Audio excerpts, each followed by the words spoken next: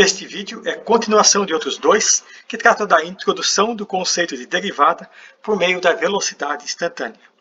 Retomemos ao que já vimos.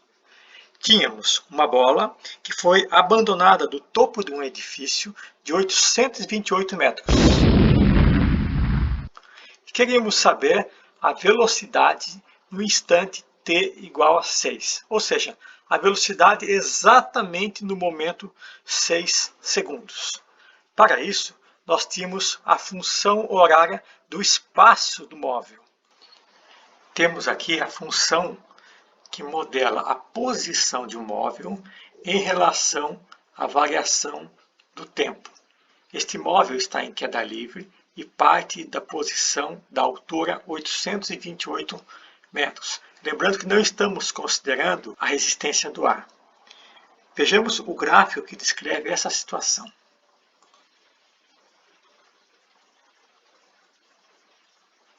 Então, na medida que o tempo avança, o móvel está em queda livre e o gráfico descreve esta curva. Esta é uma parábola com concavidade voltada para baixo.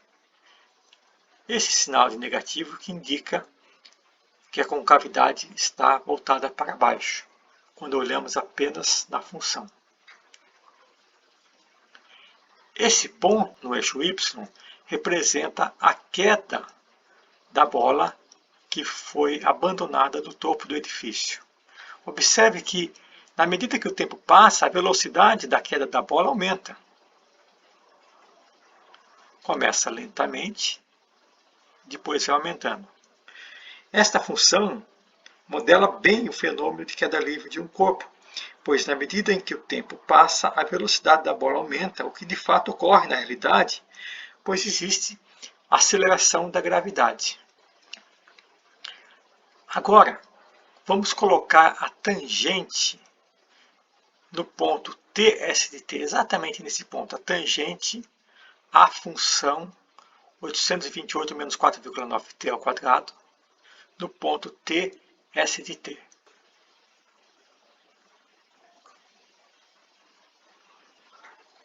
Agora vamos observar o que acontece com a inclinação da reta tangente à parábola do ponto TS de t na medida que o tempo avança.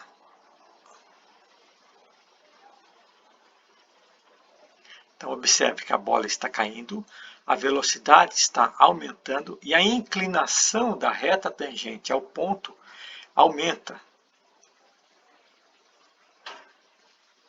Que é uma inclinação bem suave e na medida que o tempo passa, a inclinação vai aumentando. Isso se dá porque existe aceleração. Se não existisse aceleração, nós não teríamos esta curva. Aqui teríamos uma reta. E a tangente de uma reta é uma outra reta coincidente. Portanto, não poderíamos perceber variação de inclinação. Então, o que deve ficar claro é que na medida que varia a velocidade, aqui no caso a velocidade está aumentando, a inclinação da reta tangente aumenta. Nos dois vídeos anteriores, nós calculamos a velocidade média para diversos intervalos, tendo como tempo final, tempo de referência, o instante t igual a 6, que era a velocidade instantânea procurada. No tempo t igual a 1, por exemplo, tínhamos uma variação de tempo de 5 segundos e uma variação de espaço de 171,5 metros. A divisão da variação do espaço pela variação do tempo nos fornecia a velocidade média.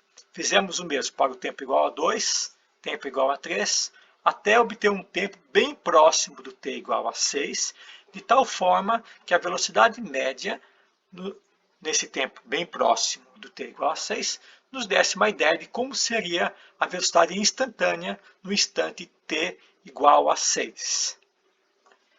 Também vimos que as velocidades médias correspondiam aos coeficientes angulares da reta secante à parábola, a reta azul, a reta EC. Calcular, então, a velocidade média era o mesmo que calcular o coeficiente angular da reta secante. A principal conclusão foi que, na medida em que o tempo x se aproximava de t igual a 6, ou seja, que o ΔT tendia a zero, a velocidade média se aproximava da velocidade instantânea e o coeficiente angular da reta secante, a reta azul, dado pela tangente de alfa, se aproximava do coeficiente angular da reta tangente à parábola, a reta amarela, do ponto C, ou seja, quando o tempo era 6. Assim, para obter a velocidade instantânea ou coeficiente angular da reta tangente no ponto C, nós tivemos que calcular o limite da função que fornecia a velocidade média, quando o tempo t tendia a 6. Mas qual é a função que fornece a velocidade média? A velocidade média, que é a variação do espaço pelo tempo. Observando graficamente, percebemos que a variação do espaço é 651,6 menos essa expressão, 828 menos 4,9t ao quadrado, e a variação do tempo foi 6 menos t. Se observarmos também esse triângulo formado pela reta secante, que passa pelo ponto AB da parábola, podemos perceber que o cateto oposto corresponde ao ΔS. E o cateto adjacente corresponde ao ΔT. A relação cateto oposto por cateto adjacente chamamos na trigonometria de tangente. Portanto, temos que a tangente tem a mesma expressão que a velocidade média. Logo, tangente e velocidade média vão ter o mesmo resultado. Fazendo essas contas, nós chegamos à expressão que nos fornece a velocidade média, ou seja, chegamos a uma função f de t que nos fornece a velocidade média. Em seguida, nós calculamos a velocidade instantânea, que é o limite da função que fornece a velocidade média. Velocidade instantânea, portanto, é o limite da expressão que fornece a velocidade média no tempo igual a 6. E chegamos ao valor de 58,8, que era a velocidade do móvel exatamente no momento t igual a 6 segundos. Também verificamos que o coeficiente angular da reta tangente à parábola é o limite da mesma expressão, que é o mesmo 58,8. Falamos de coeficiente angular e falamos de reta tangente, mas não definimos tangente. É o que faremos agora. Então, afinal de contas, o que é reta tangente? Normalmente, quando perguntamos a alguém o que é uma reta tangente, ela fala, é a reta que passa pela curva em apenas um ponto. No caso da circunferência, temos a reta tangente e esse conceito está correto. Essa reta é tangente à circunferência e ela, de fato, passa em apenas um ponto. E se nós movimentarmos essa reta tangente para dentro, ela está passando em 2 pontos e não é mais tangente e é secante. Mas vejamos se o mesmo conceito vale para a parábola. Temos aqui uma parábola e uma reta. Perceba que essa reta intersecciona-se com a curva em apenas um ponto. Então a reta passa pela curva em apenas um ponto, mas ela não é tangente à curva. Então precisamos ver com mais profundidade o conceito de tangente, indo além da ideia de passar em apenas um ponto, que é válido para a circunferência. Observe que neste gráfico, que a reta tangente à curva no ponto A toca esta curva em apenas um ponto. Entretanto, se movimentarmos esse ponto, essa reta continua sendo tangente, mas observe o que acontece nesse instante. A reta continua sendo tangente à curva, entretanto, ela está cortando a curva em 2 pontos. E se continuarmos movimentando, ela continua sendo tangente, agora cortando em 2 pontos, um em cima, outro embaixo. Passa a cortar em apenas um ponto novamente. Portanto, a ideia de que reta tangente é aquela que corta a curva em apenas um ponto não está correta. A definição de reta tangente, portanto, é uma reta é tangente a uma determinada curva y em um determinado ponto A, se ela tiver uma inclinação m, tal que m é o limite de f de x menos f de a sobre x menos a quando x tende a A. Ou seja, é o limite da variação da imagem pela variação do domínio da respectiva imagem quando x se aproxima do A. Se observarmos a velocidade instantânea, temos o mesmo conceito, só mudaram-se as letras. Portanto, o conceito de reta tangente corresponde ao conceito de velocidade instantânea. Os limites do tipo f de x menos f de a sobre x menos a quando x tende a A surgem sempre que calculamos uma taxa de variação em qualquer ramo das ciências ou engenharia, tais como taxas de reações químicas ou custo marginal em economia. Uma vez que esse tipo de limite ocorre amplamente, ele recebe o nome de derivada. Enfim, depois de 2 vídeos, só nesse terceiro chegamos ao conceito de derivada. Derivada nada mais é que o limite desta taxa de variação.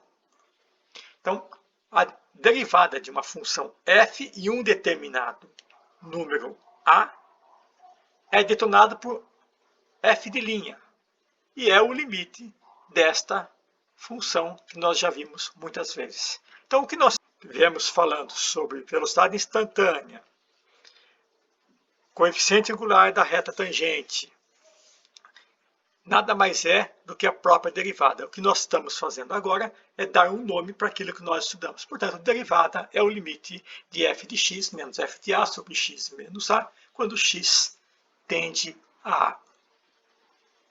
Tem uma outra forma de escrevermos essa expressão que também é muito utilizada, em alguns momentos é útil, que é a derivada da função f no ponto A é o limite de f de a mais h menos f de a sobre h quando h tende a zero.